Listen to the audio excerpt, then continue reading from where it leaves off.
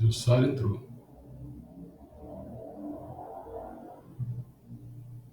Boa noite. Não, o Carlos também entrou. Eu tô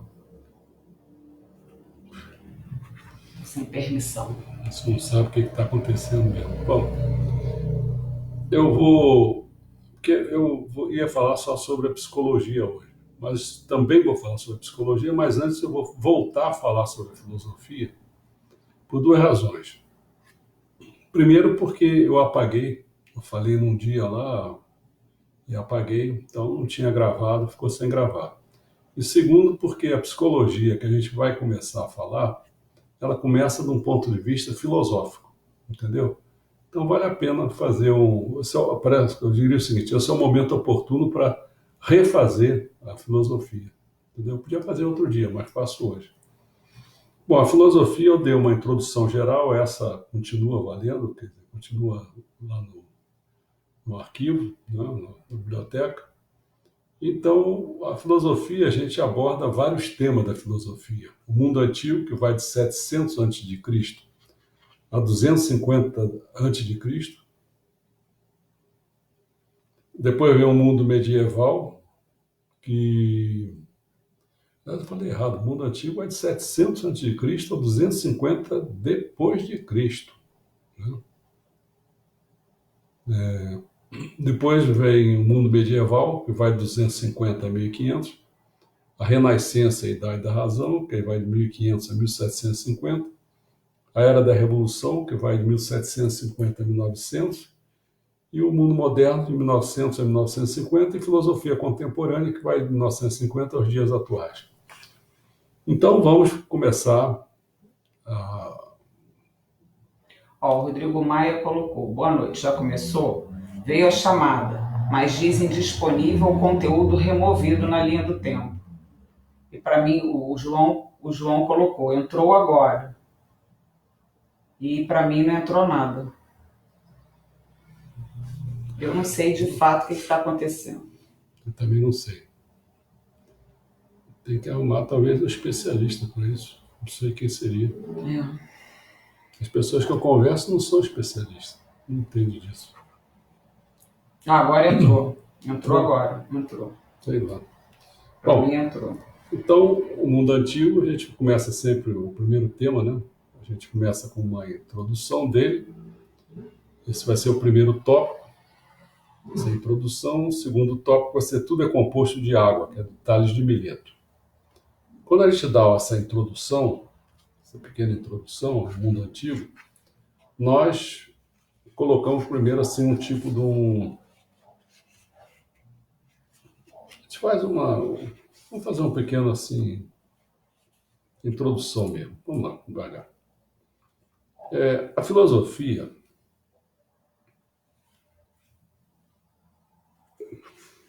Acho que talvez ele tenha que fazer o que...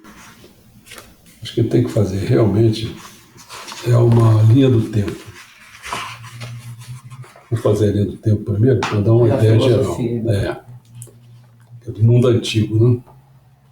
Então, de 624 a 546 a.C., nós tivemos o Tales, o primeiro filósofo grego conhecido, né, que busca respostas racionais para questões sobre o mundo em que vivemos. 569 a.C., havia o nascimento de Pitágoras, pensador grego que combinou filosofia e matemática. 555 a.C., vem uma data tradicional do nascimento de Confúcio, cuja filosofia é centrada no respeito e na tradição. 508 a.C., a poderosa cidade-estado grega de Atenas adota a Constituição Democrática. 480 a.C., aí vem a morte de Siddhartha Gautama, que é o Buda, né, fundador da religião e da filosofia do budismo. 469 a.C., nascimento de Sócrates, cujos métodos de questionamento em Atenas formaram a base de grande parte da filosofia ocidental. Empédocles propôs sua teoria dos 4 elementos clássicos, né? Fogo, ar, água e terra, né? É o último filósofo grego a registrar suas ideias em verso. Isso foi feito em 460 a.C. 404 a.C., nós tivemos a derrota na Guerra do Peloponeso, né, aí levando ao declínio do poder político de Atenas. Platão funda sua academia, de grande influência em Atenas, em 385 a.C. Aristóteles, discípulo de Platão, funda sua própria escola em Atenas, chamado Liceu, que foi em 335 a.C.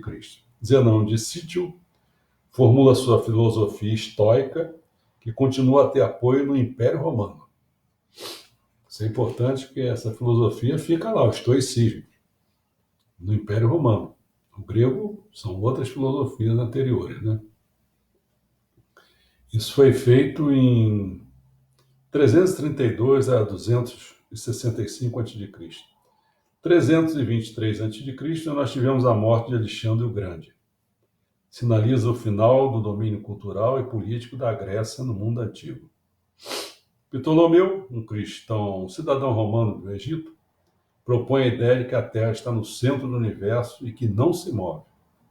Foi feito em 100 até 178 a.C. 122 a.C., aliás, 122 depois de Cristo, começa a construção de muralha de Adriano, na Grã-Bretanha, marco da fronteira setentrional do Império Romano.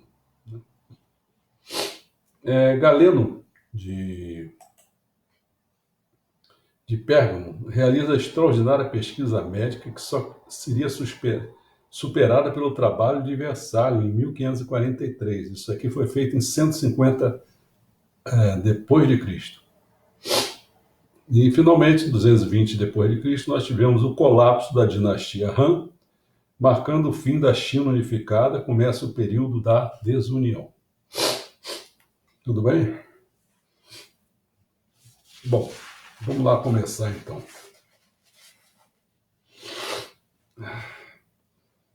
Desde o início da história humana, fazemos perguntas sobre o mundo e sobre o nosso lugar nele.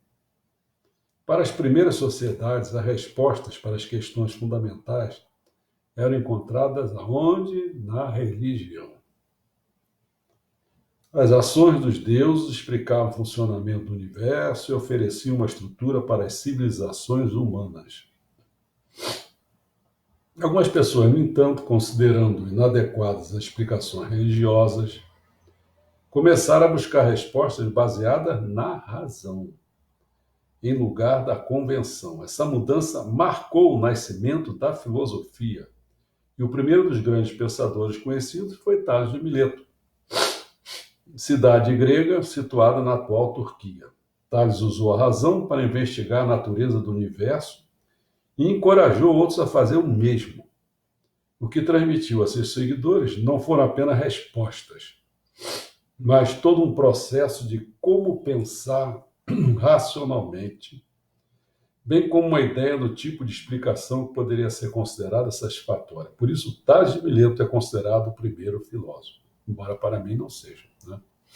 para mim, é Sócrates. Bom, a preocupação dos primeiros filósofos concentrava-se na indagação básica de Tales, do que é feito o mundo. Sua resposta constitui a base do pensamento científico e forjaram uma relação entre ciência e filosofia que perdura até hoje.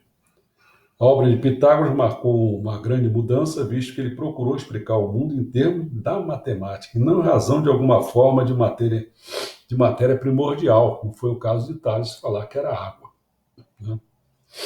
Pitágoras e seus seguidores escreveram a estrutura do cosmos em números, relações e geometria, embora alguma dessas relações matemáticas apresentasse significado místico.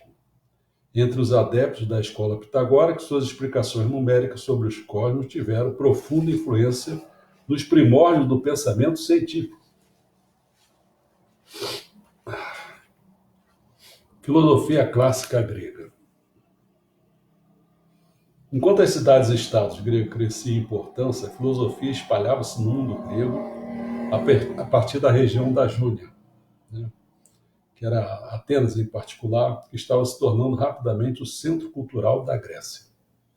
Foi ali que os filósofos ampliaram o objetivo da filosofia para incluir novas questões do tipo: como sabemos o que sabemos? Ou como devemos viver nossas vidas? Um ateniense, aí já entra o Sócrates, né? Conduziu o breve, né, porém altamente influente período da filosofia clássica grega. Embora não tenha deixado escritos, né, Sócrates, com suas ideias, orientaram o futuro curso da filosofia e todos os filósofos antes dele tornaram-se conhecidos como pré-socráticos. Por isso que eu acho que ele é fundamental. Uma coisa é ser pré-socrático. Tales era um pré-socrático. Outra coisa é quem veio depois de Sócrates. Ele é um marco, tipo Jesus Cristo. Na religião, Sócrates é um marco na filosofia. Seu discípulo Platão, discípulo de Sócrates, né, fundou em Atenas uma escola filosófica chamada Academia, onde lecionou e desenvolveu suas principais ideias, transmitindo-as a pupilos como Aristóteles. Aristóteles, discípulo de Platão. Platão, discípulo de Sócrates.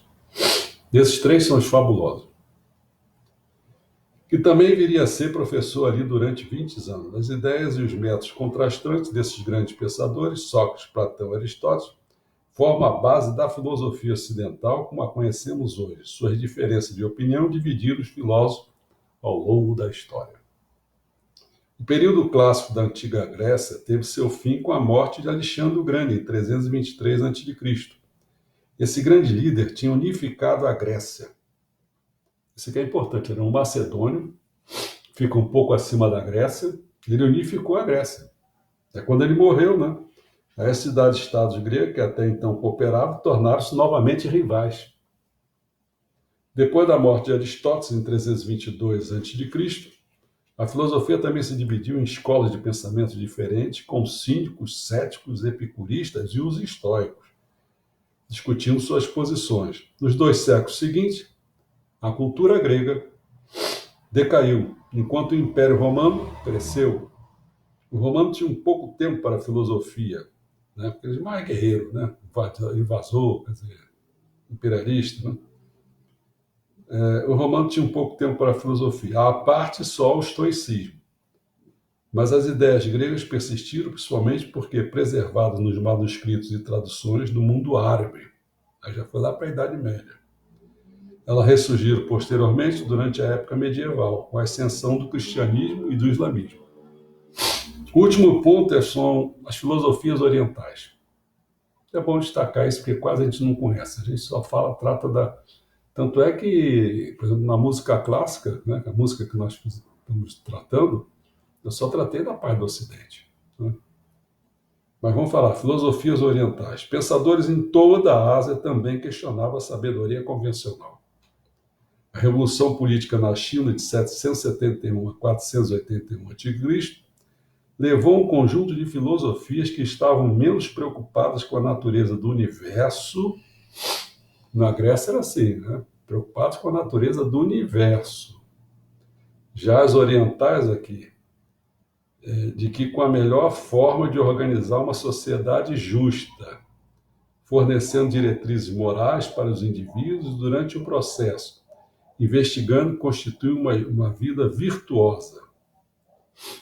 Quer dizer, a grosso modo, a gente podia dizer isso, né? Quer dizer, a Grécia é preocupada com coisas da natureza, estudar o córrego, e a outra, da Ásia, né? Com Confúcio, é a organização da sociedade. Né? Bom, então, natureza versus sociedade. As chamadas 100 escolas de pensamento floresceram nesse período e as mais significativas entre elas foram o confucionismo, como eu falei, e o taoísmo. Ambas continuaram a dominar a filosofia chinesa até o século XX. No sul da China surgiu um filósofo, igualmente influente, que foi Siddhartha Gautama. No sul da China, lá para baixo. Você vê que, conhecido depois como Buda, ele começou a viver mesmo falando para a Índia, né? Então, a partir de seus ensinamentos na Índia setentrional, por volta de 500 a.C., sua filosofia espalhou-se pelo subcontinente por grande parte da Ásia Meridional, onde ainda hoje é praticamente praticada. Né? Bom, com isso a gente deu uma ideia, né? Uma introdução ao mundo antigo. O próximo tópico que nós vamos fazer é do Tales de Mileto, né, que viveu de 624 a 546 a.C., né, falando que tudo é composto por água. Então, vamos fazer aquilo de sempre. Vamos dar uma apagada aqui e vocês entram de novo. Né? Vou tentar fazer o mais rápido possível. Pumba!